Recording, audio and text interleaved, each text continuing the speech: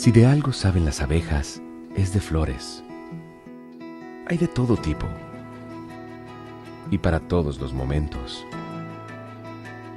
Lo importante no es solo su color, tamaño o forma, sino lo que hace sentir cada una.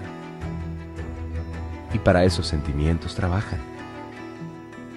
Igual que el Banco Central, que trabaja para hacer florecer la economía y que sientas estabilidad. Para ese sentimiento de tranquilidad.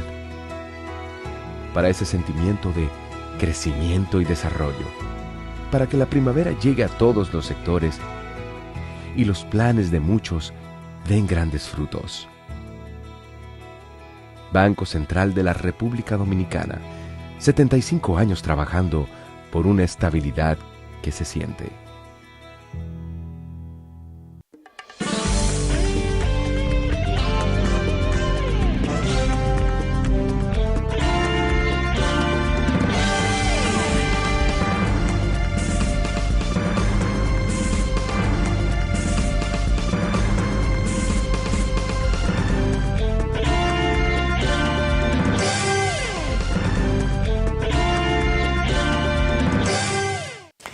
Muy buenas tardes, amables televidentes. Bienvenido a su cita diaria, crepuscular y nocturna en Teleimpacto. Es al final de la tarde despidiendo el sol y comenzando la noche. Ponga su caridad en buenas manos. Apoyen el Patronato de Lucha contra el Cáncer de Villa González Incorporado. 809-443-8010. También el Hogar Escuela Santo Domingo Sabio. Los salesianos de la Iglesia Católica esperan por su contribución para formar jóvenes en alto riesgo. Avenida Independencia, esquina Gregorio Luperón, en Santo Domingo. Bueno, esta semana parece que ha comenzado, parece no, evidencia que al gobierno no le está yendo bien con la oposición. Ayer comentaban las críticas y los eventos políticos desarrollados en el fin de semana por la Fuerza del Pueblo. También el Partido de la Liberación Dominicana se mueve, hace sus actos, pero un partido que está muy disminuido, esa es la verdad, pero es un partido de oposición y tiene gente para responder, porque fueron 8 años el gobierno de Danilo Medina en el poder y es la corriente que domina ese partido. Pero el trabajo del PLD le corresponde también 12 años a Leonel Fernández, de el total de 20 que gobernaron, indiscutiblemente. Pero hay que decir que se repartirán los dos gobiernos. Pero al gobierno se le han hecho muchas críticas, principalmente con el caso del Consejo Nacional de la Magistratura. Evidentemente que el Consejo, por la parte oficial, es decir, la parte que lidera el propio presidente de la República, que, como bien señalaban los periódicos ayer, han constituido 2 grupos en el Consejo Nacional de la Magistratura para evaluar los jueces y para señalar quiénes son los jueces que van a ir al servicio de Suprema Corte de Justicia. Pero la evaluación fue buena, porque los jueces no se quemaron, como se dice. Pero la no inclusión de ellos de nuevo, o la no confirmación de esos jueces, con argumentos tan pobres como señalan abogados, juristas y la propia Finjus, indiscutiblemente que luce una derrota moral, vamos a llamarle, yo me atrevo a ponerle así, porque además jurídica parece también que será una derrota jurídica por lo que dicen abogados de este país. Yo me voy a permitir leer lo que dijo Finjus, que es una institución que tiene que velar por la buena justicia en este país, que se haga una buena justicia, que las leyes se construyan o se hagan las leyes conforme a la Constitución y a sus reglas, que no se puede hacer ley a la cañona, ni a la carrera, ni como usted le dé la gana, sino que complazcan a todo el público, que usted no pase una ley para beneficiar a un grupito o a un sector. Bueno, tienen que ser inclusivos. Entonces, esa decisión tomada por el Consejo Nacional de la Magistratura, por el grupo que domina por el voto del presidente, doble, indiscutiblemente que ha traído duras respuestas. Vamos a leer eso. Pero además, el gobierno también ha tenido una dificultad precisamente con un señalamiento que le hizo el senador por la capital, por el distrito de la Fuerza del Pueblo, Omar Fernández, sobre la indexación de los salarios. Y el gobierno ha quedado evidenciado como violador de la ley. Además, también ha salido a relucir el asunto de los daños, de la tormenta Melissa, la precipitación para justificar las compras de emergencia y también el daño evidenciado en la circunvalación de Baní, que no deja de ser una suerte de derrota para la infraestructura pública. Una obra recién prácticamente entregada y con unos señalamientos que le ha hecho precisamente a la misma Fuerza del Pueblo. Entonces ha habido señalamientos que son incómodos para el gobierno, definitivamente. Por ejemplo, esto que escribe Finjus, lo que definió como malas consecuencias, la que va a dejar ese fallo tan injusto en el Consejo Nacional de la Magistratura.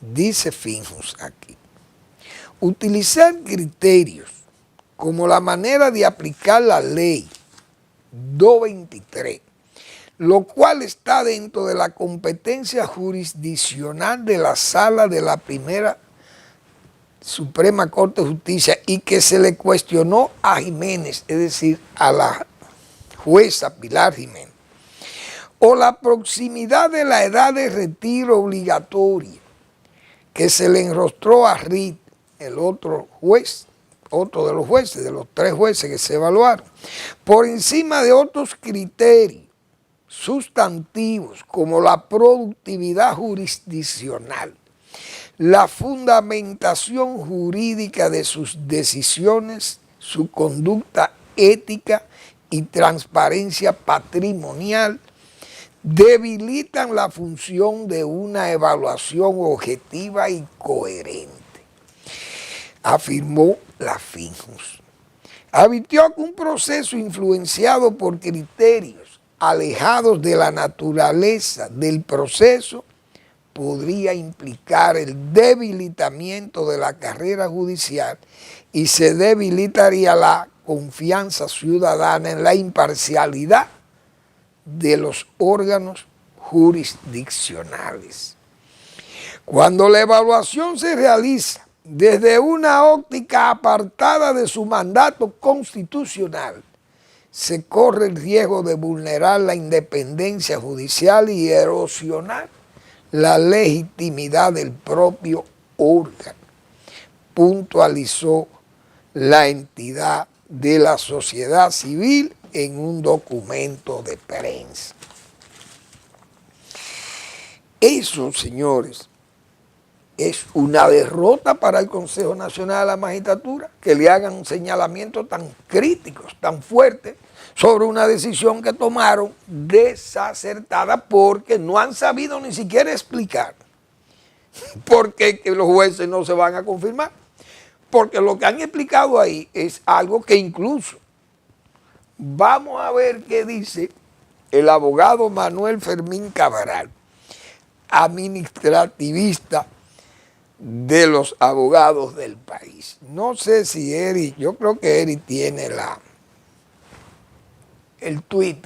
Bueno, esa es la sala vacía de la Suprema Corte de Justicia, donde se toman las decisiones del Consejo. Eso es una sala especial del Consejo de la Magistratura. Pero no tiene, parece que no sale bien. Vamos a ver qué opinó Manuel Fermín Cabral de esa decisión del Consejo Nacional de la Magistratura. Dice Manuel: aunque prometo que en los próximos días publicaré un trabajo sobre esto, desde ya puedo decir que el acto administrativo que pretendidamente contiene las motivaciones para separar de sus cargos a 3 jueces de la Suprema Corte de Justicia, emanado del Consejo Nacional de la Magistratura, es nulo. Dice Manuel, vamos a ver que se borró aquí, es nulo de pleno derecho y por ende es inválido, conforme al artículo 14 de la ley 107-3. Con todo respeto para quienes lo redactaron, es un monumento a la arbitrariedad administrativa, un despropósito mayúsculo que no resiste una revisión judicial. Es decir, eso se va a convertir en una verdadera derrota para el presidente, lamentablemente, que se ha prestado presidiendo eso como la ley lo contempla, que él lo presida, pero abanderarse y enfrentarse como en 2 grupos allí, tanto la oposición como la Suprema Corte de Justicia se agrupan para pelear con el grupo del presidente o el grupo del oficialismo, ante una evidencia de motivaciones tan malas como fueron las que se elevaron para separar a esos jueces, porque fue que el gobierno, o mejor dicho, el Consejo se vio, o el gobierno, en este caso el oficialismo, se vio como si fuera manos arriba. Es decir, miren, ustedes son sí, pero no. Sí, ustedes son muy buenos, pero no pueden seguir aquí, porque a nosotros no nos conviene que ustedes sigan aquí. A nosotros nos conviene poner 3 jueces que sean de nosotros seguros para mañana. Esas cosas, vistas así, eso es lo que quieren decirle en Finjus y esa opinión de Manuel. Y la opinión de Manuel va más lejos, porque ya esa iría al tribunal administrativo demandando que eso es inconstitucional. Esas motivaciones. Porque fue una descalificación que le hicieron a jueces calificados. Pero el mismo Consejo lo calificó como buenos. Entonces después lo motivan para poder justificar la salida, hacen unas motivaciones diciendo que son malos. Esas cosas le van a pesar, pienso yo, al gobierno y al PRM y al Consejo Nacional de la Magistratura, porque eso no hay duda que es una situación muy incómoda para el Consejo de la Magistratura y el gobierno mismo. Que fíjense cómo ese asunto de la oposición le complica la vida al propio gobierno, porque con ese señalamiento que hizo el señor Omar Fernández, el senador, que los propios legisladores dijeron que sí, que es verdad, los legisladores del partido oficial. Entonces el gobierno, que sabe que eso es pecaminoso, que se está violando la ley, ¿qué hace? Bueno, trata de justificar que no es bueno para la fiscalidad gubernamental, porque el fisco no puede prescindir de esos dineros que serían recaudados por vía de violar la ley. Eso es fatal. Entonces, lo que se ha querido es como burlarse del propio senador del distrito. Vi algunos jóvenes del funcionario del gobierno queriendo meter entre las patas de los caballos o de la ilegalidad la lucha para bajar la pobreza. Y la verdad que se ve hasta ridículo que quieran no banalizar. En este caso lo que se quiere es como enturbiar el asunto o enneblinar el asunto. Es decir, el joven senador de la Fuerza del Pueblo ha puesto el dedo en la llaga, indiscutiblemente. Le está diciendo al gobierno que ustedes están violando la ley, tienen años, pero no solamente este gobierno. Incluso el de Danilo Medina venía violándola porque desde el 2017. Ahora lo penoso es ver a Magín Díaz, hoy convertido en funcionario de Hacienda, precisamente ministro de Hacienda, pero qué incoherente. Los políticos, si usted no es político, si usted es un funcionario seco, un técnico, usted tiene que ser serio y responsable, pero usted no puede ser ambiguo. O cuando estoy en el gobierno soy una cosa y cuando me salgo del gobierno soy otra. Usted no puede actuar así si usted es un técnico. Ahora, si usted es un político, está bien que usted se evita con ese ropaje que todo el mundo sabe cómo son los políticos, que decíamos ayer, son de memoria frágil, primero. Segundo, incoherentes, casi la gran mayoría. ¿Por qué? Porque se habla con mucha razón del violín y la guitarra. Todo el mundo sabe eso. Cuando están en la oposición es una cosa. Cuando llegan al gobierno cambian el discurso y se convierten en otra cosa. Pero uno sabe que los políticos, uno sabe a lo que se atiene, como dicen los dominicanos, sabemos que los políticos, pero usted, si usted es un técnico y se la echa de técnico, usted no puede ser incoherente ni puede ser como los políticos, tiene que ser serio. Entonces el señor Magín Díaz está actuando en forma politiquera. Es decir, ahora está con una posición oficial que no puede negarle al gobierno su defensa. Pero si él es un técnico responsable, él lo que tiene que decir, señores, o se calla, no dice nada. Y si habla, decir, miren, nosotros estamos obligados o condenados a esto. Tenemos que aplicar la ley como la ley es. Porque si no, entonces estamos viviendo en una falsedad. Entonces el presupuesto es falso. El que fue el director de Impuesto Interno del gobierno de Danilo Medina, vienen violando desde allá, porque no es el gobierno solo de Luis Abinader, es del 2017 que vienen violando la ley. Entonces el que estaba en Impuesto Interno es precisamente el señor Magín Díaz. El principal violador es él, entonces siguen violando la ley y ahora justifica que, bueno, fiscalmente no podemos desprendernos de esto. Es decir, hay que seguir en la ilegalidad, pero no se puede ser ilegal, porque eso no está bien. Pero entonces él debió actuar como un técnico seco, un técnico y punto. Yo no soy político, tengo que decir que el senador tiene la razón. Estamos violando la ley y eso es pecaminoso. Y en el gobierno, que en el próximo presupuesto, miren, vamos a tener que resarcir a los trabajadores con esta cantidad de dinero que le estamos cogiendo. Bien. Pero por lo menos buscan una excusa lógica. Entonces ahí quedan como atrapados. El propio gobierno queda atrapado. ¿Qué han hecho los jóvenes? Algunos jóvenes funcionarios que aspiran a ser presidente de la República, porque ese es el problema. Que después, por eso que los políticos la gente no le cree. Estos jóvenes, vi a un señor, a dos de ellos, de los jóvenes aspirantes, de esos, yo le llamo flores de un día que hay ahí en el PRM. Entonces dicen ellos que esa propuesta del senador lo que busca es quitar los programas que tiene el gobierno luchando contra la pobreza. Señores, ese fantasma, ¿cómo diríamos? Ese fantasma espeluznante de la pobreza. Si usted cree que con dádiva usted va a eliminar eso, eso es una fantasmada, lamentablemente. Esa es una lucha que no se puede librar contra la pobreza, usted regalando dinero, porque eso no es firme.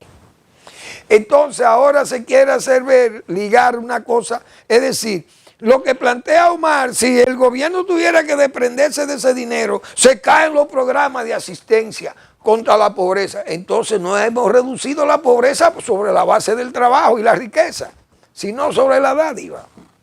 Pero por Dios, tenemos que ser coherentes.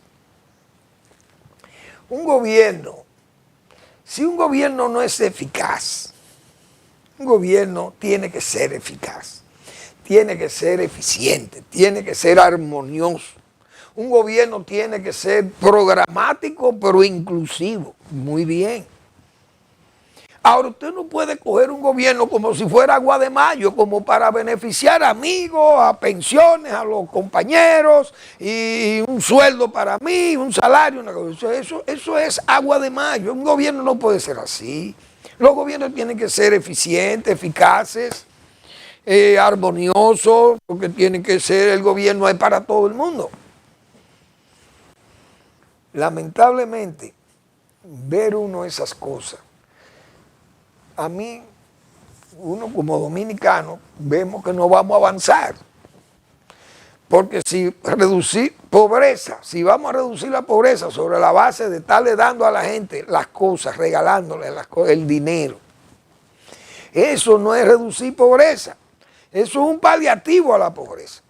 Porque si una gente usted no tiene para comer hoy y le regalan 2,000 pesos del gobierno por un programa de eso, y usted eso lo coge en un colmado y le dice al colmadero, mira, al final de mes ahí tiene estos 2,000 pesos, mira, a ver, despáchame arroz y aceite y lo que fuere. Bien, pero esa persona no va, eso no es reducir pobreza, es un paliativo. Por eso me chocó.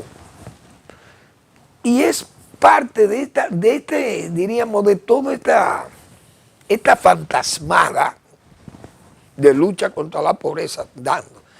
Pero no solamente la fantasmada de luchar contra la pobreza, sí, sino también la falta de respeto a la memoria histórica de un liderazgo. Aquí, el doctor José Francisco Peña Gómez se pasó su vida política haciéndole crítica a las funditas de Balaguer, a ese programa de funditas, y el PRD eso era bandera de lucha, luchar contra eso, contra esa forma de combatir la miseria, vamos a llamarle así, porque Balaguer lo veía así como una forma de que la gente no muriese de hambre, sino, bueno, mira, ahí tiene un comedor económico, a 5 pesos la comida, vayan, coman ahí, a los más humildísimos.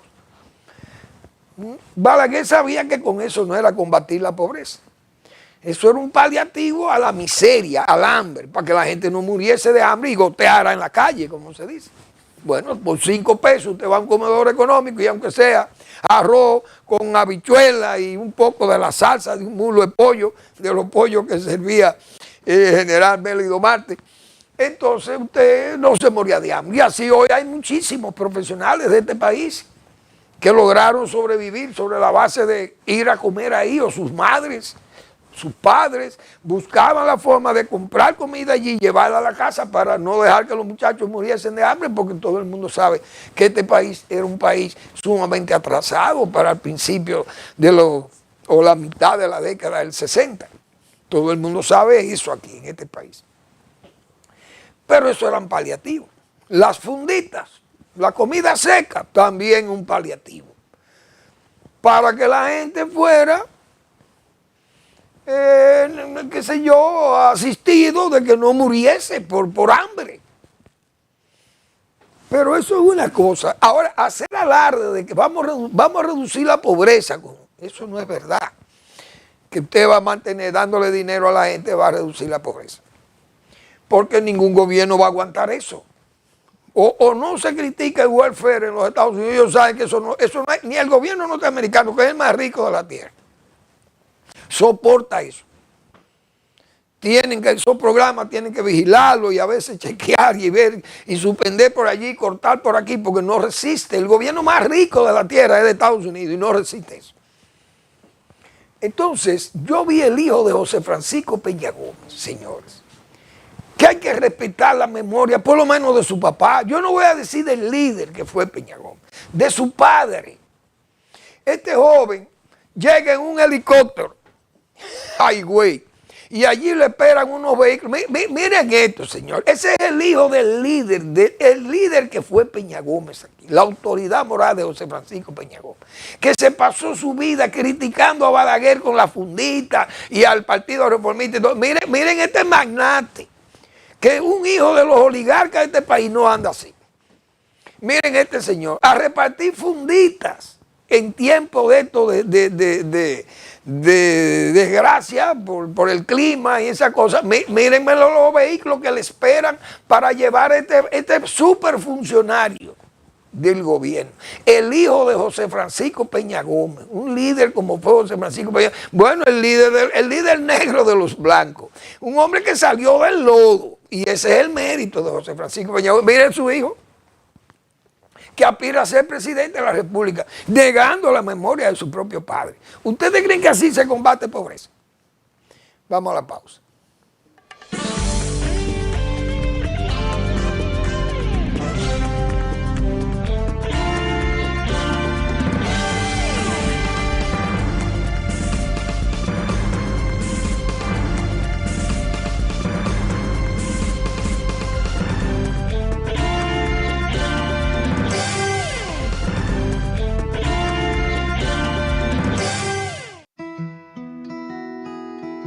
Si de algo saben las abejas, es de flores. Hay de todo tipo y para todos los momentos. Lo importante no es solo su color, tamaño o forma, sino lo que hace sentir cada una. Y para esos sentimientos trabajan. Igual que el Banco Central, que trabaja para hacer florecer la economía y que sientas estabilidad. Para ese sentimiento de tranquilidad, para ese sentimiento de crecimiento y desarrollo, para que la primavera llegue a todos los sectores y los planes de muchos den grandes frutos. Banco Central de la República Dominicana, 75 años trabajando por una estabilidad que se siente.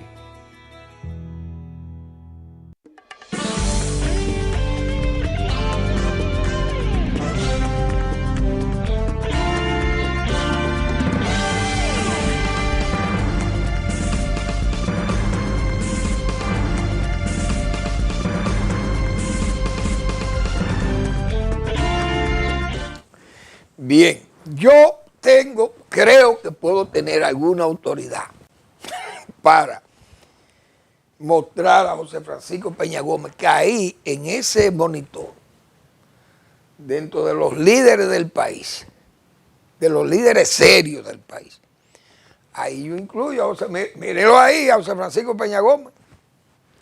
Ese es el padre del funcionario que yo acabo de delatar, o no delatar, porque eso se anda en las redes, pero de mencionar con acritud.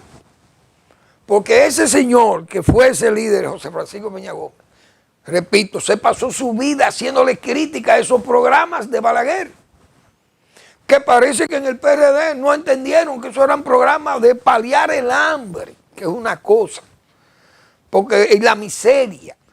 Pero no era para que la gente saliera de la pobreza, sino para que luchara con alimentado, que pudiera tener fuerza para luchar contra la pobreza. Pero era una forma de paliar esa miseria. Balaguer eso fue lo que entendió con los comedores económicos. Y aquellos programas de funditas y cosas de esto que se daban sin miramientos. Solamente no lo cogían los que tenían sus trayectorias ideológicas, que hoy viendo yo, hablando de trayectoria ideológica, vi un reportaje que le hicieron a Narciso y Sacón. Y Narciso luce ahí como un verdadero oligarca, pero es un burgués. Y yo pensando en los comunistas de este país y de América Latina. Por eso es que los comunistas no le garantizan a sus pueblos progreso. Yo me imagino, si Narciso hubiera sido presidente de la República, ahí hay una imagen de La Habana, yo creo que Eric tiene una imagen de La Habana. Esa imagen de La Habana, yo no sé si está ahí, miren, señores, miren eso. Eso es una evidencia de lo que son los comunistas gobernando un país. Ahí está el mejor ejemplo de La Habana, después de 66 años de una gloriosa revolución que tanto defendió Narciso y Sacón, porque Narciso ha sido siempre un hombre muy firme en sus ideologías. Entonces yo pensando, señores, ustedes se imaginan a Narciso gobernando República Dominicana, estuviéramos así. El partido de Narciso es el Partido Comunista Dominicano. Esa es la Revolución Cubana.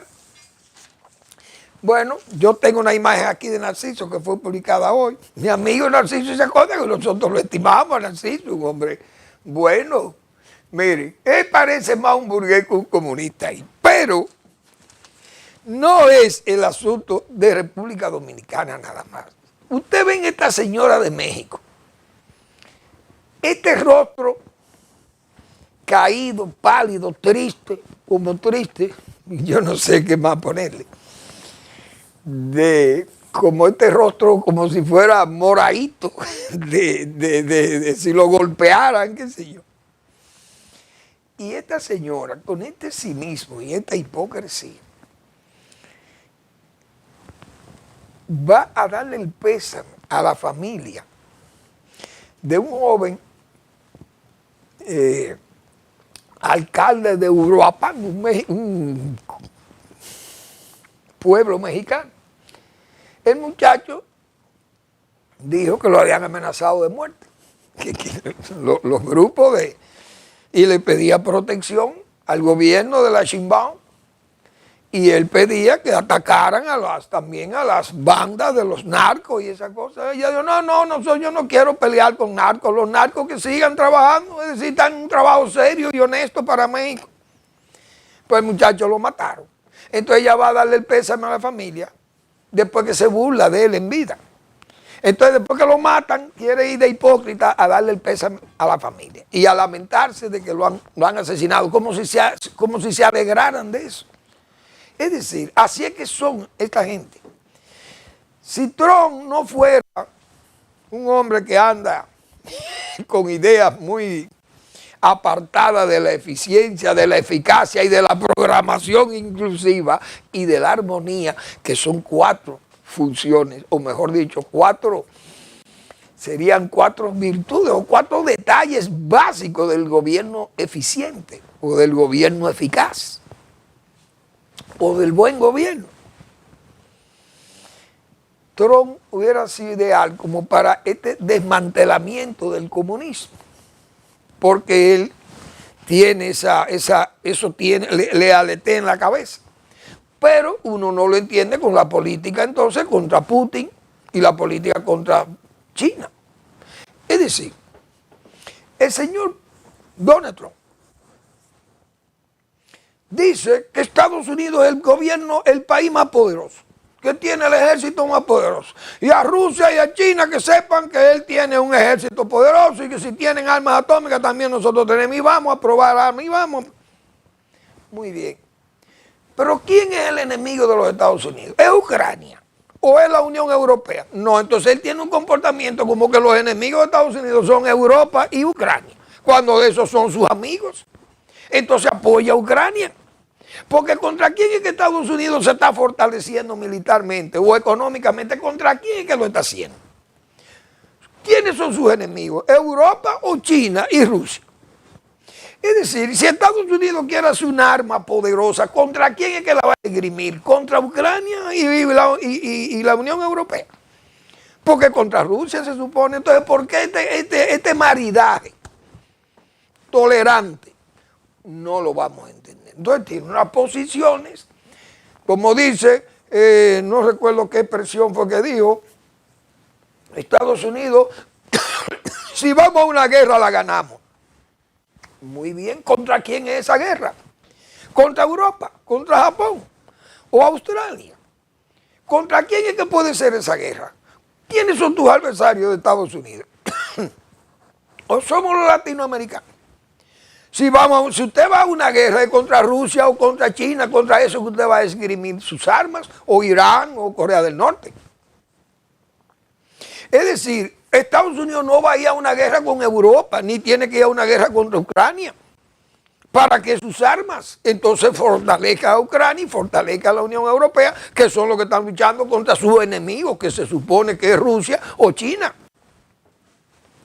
Entonces Donald Trump tiene esa vacilación y uno no sabe por dónde que anda. Eso yo lo he dicho, ahí no hay una política clara. En Estados Unidos es una cosa que va y viene. Los aranceles, ya el Senado le acaba de tumbar los aranceles, porque eso es una situación muy dubitativa.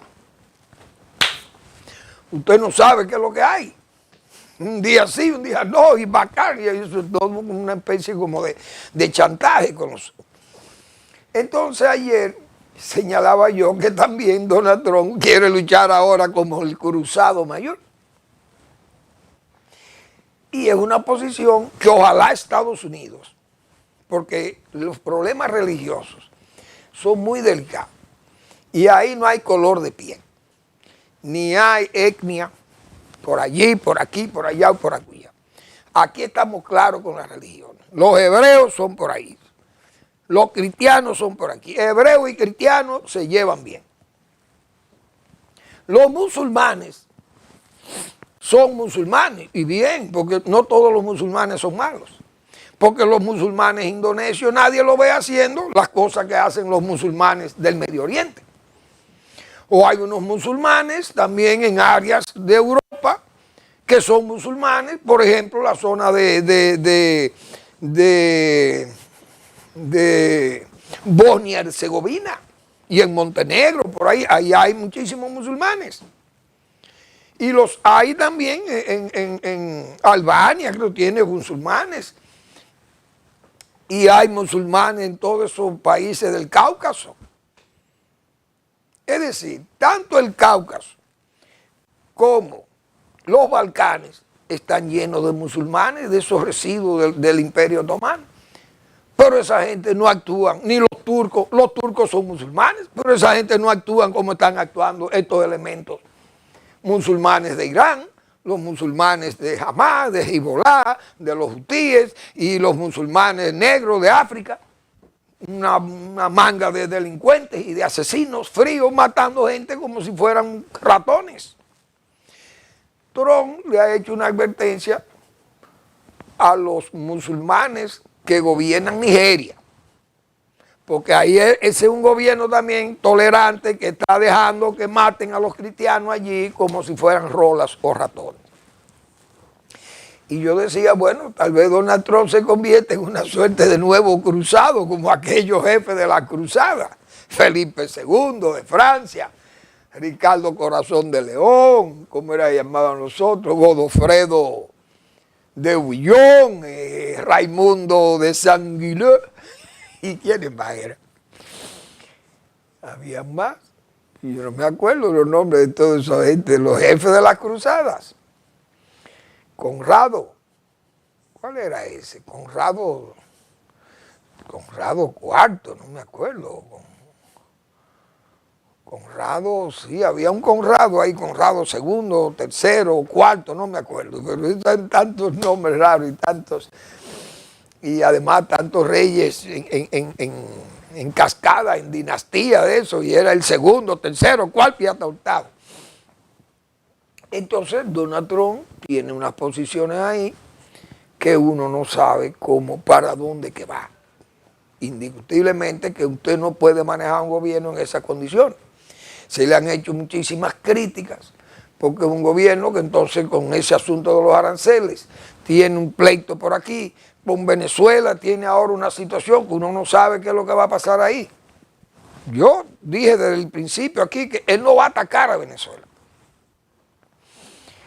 sino que va a seguir con esa política antinarco, cosa que está bien, porque uno tiene que ser coherente. Y yo sí planteé aquí hace muchos años que Estados Unidos tenía que asumir el papel de vigilancia total en el Mar Caribe o en el Pacífico, por los mares por donde se trafica la droga. Decía yo aquí hace muchos años que Estados Unidos fondeara ahí un acorazado de esos grandes que ellos tienen ahí, que son de esos que ni usan. Esos portaaviones que tienen ellos ahí, que son a diésel, creo, qué sé yo, esos motores que no son nucleares. Y vamos a poner eso en el Mar Caribe, a caminar por el Mar Caribe, que nada más con el oleaje que crea eso. No hay lanchita, ni barquito pequeño que se asome a tirar droga. O la vigilancia de ellos, una especie de radar rodante. Y eso decíamos nosotros es la mejor forma para ponerle control a ese flujo de drogas hacia los Estados Unidos. Pero muy bien. Que es un problema muy serio. También hoy vimos ahí un titular del Listín Diario que ya esos eran casos realmente conocidos, pero no dejan de salpicar también de nuevo al PRM y al gobierno con ese asunto del narcotráfico. Un ex regidor y un coronel general de la policía, cosa que no tiene que ser necesariamente el PRM, no tiene que ver con eso. Pero lo del regidor sí, es una evidencia además de que el capo, los narcos, fueron los andamios de ese partido revolucionario moderno para alcanzar el poder para su propia constitución. Por eso ese partido no tiene ideología ni tiene filosofía de nada. Simplemente es una plataforma electoral. Vamos a llegar al poder con los cuartos de donde venga. No importa la suciedad que le acompañe. Después que lleguemos, el edificio está hecho, quitamos los andamios, y los andamios son precisamente esos apoyos del narco. Hoy están en una especie de crónica de descrédito por parte de las autoridades del Partido Revolucionario Moderno, que repito, en esta semana le han caído todas esas desgracias que son indiscutiblemente una especie de lanzarlo por el despeñadero prácticamente al PRM en esta situación que se ha presentado además de los daños de la tormenta y los señalamientos que le ha hecho también la oposición, en este caso la Fuerza del Pueblo, que ha hecho denuncias seriamente graves contra la gestión de gobierno del PRM. Vamos a la pausa y regresamos.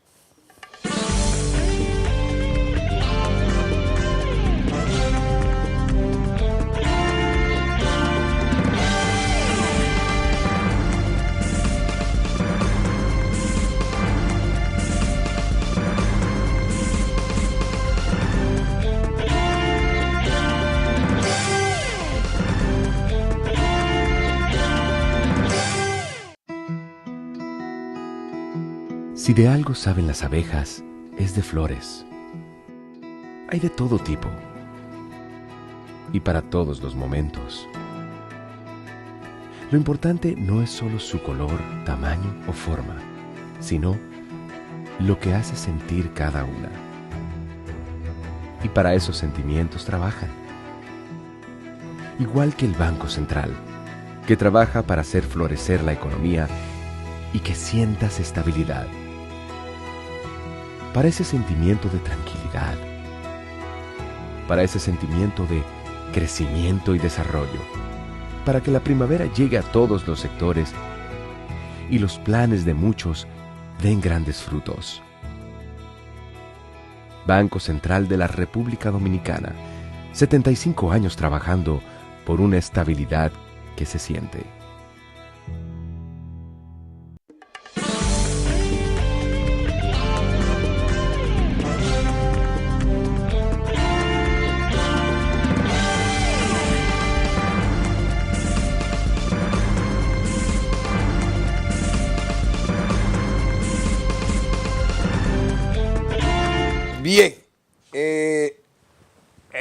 brevemente que la señora diputada Barceló de Atomayor, una joven que yo la vi bien pequeña, hija de Ligia y de Ricardito Barceló, Ligia González, que en paz descanse Ligia.